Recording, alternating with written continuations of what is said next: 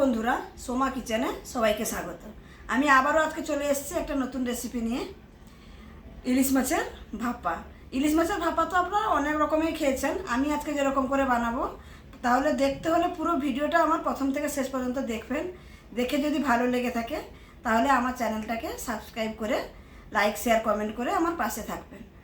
তাহলে চলুন রান্নাঘরে যাওয়া যাক। তাহলে আমি এখানে ইলিশ মাছের ভাপার জন্য যা যা নিয়েছি সেগুলো দেখাচ্ছি। প্রথমে নিয়েছি ইলিশ মাছ, তারপরে এখানে মশলা নিয়েছি। একটা বড় সাইজের পেঁয়াজ আমি আধা কুচিয়ে নিয়েছি, আর আদা রসুনের সঙ্গে আমি পেস্ট করে নিয়েছি। এখানে আদা রসুন আর পেঁয়াজ বাটা আছে। টমেটো কুচি, কাঁচা লঙ্কা নিয়েছি, আর এখানে আমি নিয়েছি একটু সর্ষে বাটা, আর নিয়েছি ধনেপাতা, আর সমস্ত গুঁড়ো মশলা আর তেল। এখানে আমি গ্যাসটা ধরিয়ে নিয়েছি, কড়াই বসিয়ে দিয়েছি। কড়াই গরম হয়ে গেছে, আমি তেল দিয়ে দেব। তেলটা দেওয়ার সঙ্গে সঙ্গে আমি এখানে একটু কালো জিরে দেব। ইলিশ মাছ মানেই কালো জিরে, কালো জিরে না হলে ইলিশ মাছ ভালো লাগে না। কালো জিরেটা ফোড়ন হয়ে গেছে, এবার আমি পেঁয়াজ কুচিটা দিয়ে দেব।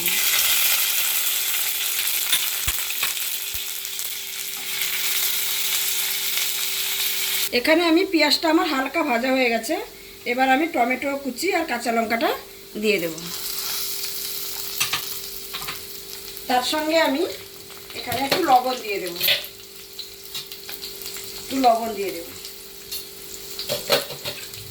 লবণ দিলে টমেটোটা তাড়াতাড়ি নরম হয়ে যাবে।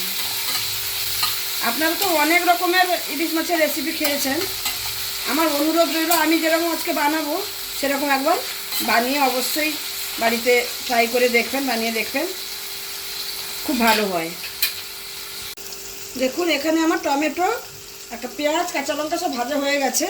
এবার আমি যেটা দেব, এখানে আদা রসুন আর পেঁয়াজ বাটাটা দিয়ে দেব।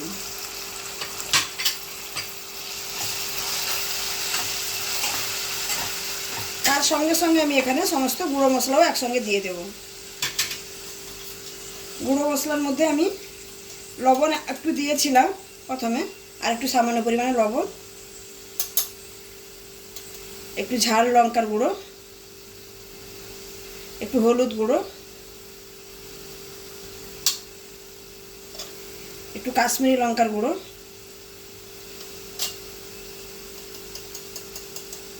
আর একটু ধনে গুঁড়ো দিয়ে আমি মশলাটাকে ভালো করে কষিয়ে নেব। এখানে দেখুন মশলা থেকে তেল ছেড়ে দিয়েছে। আমি পেঁয়াজ রসুন আদা বাটা যেটা ভেজে নিয়েছি, সুন্দর করে ভাজা হয়ে গেছে। এবার যেটা আমি করব, এখানে সামান্য পরিমাণে 1 চামচের মতন একটু সর্ষে বাটা দেব। সর্ষে বাটাটা দিলে এর স্বাদটা সম্পূর্ণ চেঞ্জ হয়ে যাবে। যেহেতু সামুদ্রিক মাছে একটু সর্ষে বাটা দিলে ভালো লাগে। আর এই রান্নাটা আমাদের বাড়ির সবার প্রিয় রান্না, সবাই খেতে ভালোবাসে। সর্ষে বাটা দিয়ে আমি এখানে সামান্য পরিমাণ একটু জল দিয়ে দেব। যতটা আমার তরকারিতে জল লাগবে ততটা আমি জল দিয়ে দেব। যেহেতু ভাপা করছি বেশি জল লাগবে না। এবার আমি জল দিয়ে দিয়েছি। জল দেওয়ার পরে গ্রেভিটা একটু ফুটে গেলে আমি মাছটা দেব।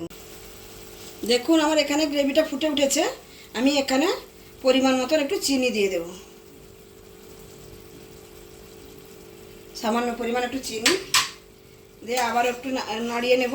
নাড়িয়ে নিয়ে আমি এবার মাছটাকে বসিয়ে দেব। মাছটাকে আমি এই গ্রেভির মধ্যে বসিয়ে দেব।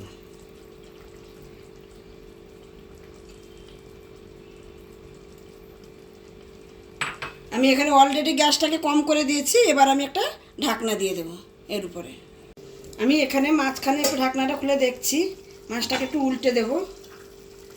এক সাইড হয়ে গেছে, আর এক সাইডটা এরকম করে উল্টে দেব।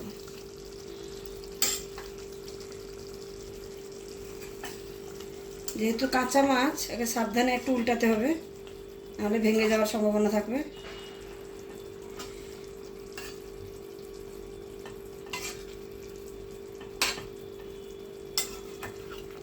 উল্টে দিয়েছি, উল্টে দিয়ে আমি এটা আবার ঢাকা দিয়ে দেব।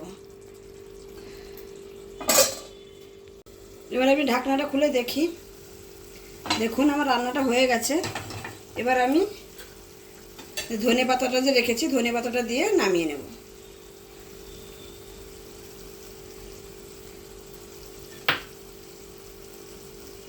ধনে পাতাটা দিয়ে আমি গ্যাসটা বন্ধ করে দিচ্ছি, দিয়ে ঢাকনাটা দিয়ে দিচ্ছি, তারপরে আমি নামিয়ে দেখাচ্ছি। আমি এখানে একটা প্লেটে সার্ভ করেছি। দেখুন কত সুন্দর লাগছে রান্নাটা। আপনাদের যদি আমার রান্নাটা ভালো লেগে থাকে প্রসেসটা, তাহলে একবার অবশ্যই বাড়িতে বানিয়ে দেখবেন আর কমেন্টের মাধ্যমে আমাকে জানাবেন কেমন হলো। তো যদি আমার রান্নাটা ভালো লেগে থাকে, আমার রান্নাগুলো যদি ভালো লেগে থাকে, তাহলে আমার চ্যানেলটাকে সাবস্ক্রাইব করে আমার পাশে থাকবেন। ধন্যবাদ।